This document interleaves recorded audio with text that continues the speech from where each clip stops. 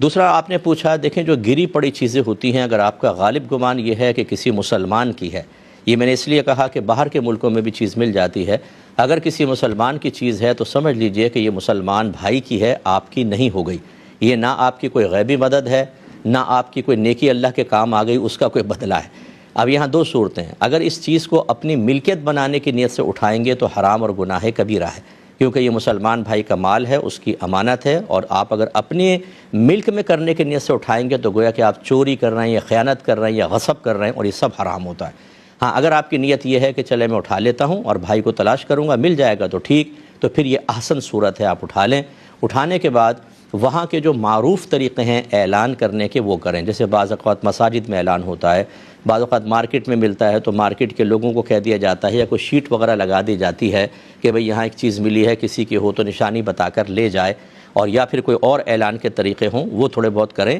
اس وقت تک جب تک آپ کو یقین حاصل ہو جائے کہ اس چیز کا مالک اس کی تلاش سے مایوس ہو چکا ہے، اور یہ مال کی مالیت کے اعتبار سے مختلف ہوگا۔ 50 روپے ملیں گے، کون کتنا تلاش کرے گا، لیکن 50,000 اگر آپ کو ملے، زیادہ دیر تک وہ تلاش کر رہا ہوگا، اور اگر سونے کا سیٹ ملے گا تو بہت زیادہ دن تک تلاش کرنا ہوگا۔ غرض ہے کہ یہ آپ پر ہے کہ آپ اچھی طرح غور کریں کہ یہ تلاش سے مایوس ہو چکا ہے۔ اگر یقین حاصل ہو جائے پھر یہ دیکھتے ہیں خود غریب ہیں تو خود رکھ لیں، ورنہ اس نامعلوم مالک کی طرف سے صدقہ کر دیا جائے۔ یہ تھوڑا سے میں نے عرض کیا، اور بھی مسائل ہے لیکن اتنا ہی جاننا کافی ہے۔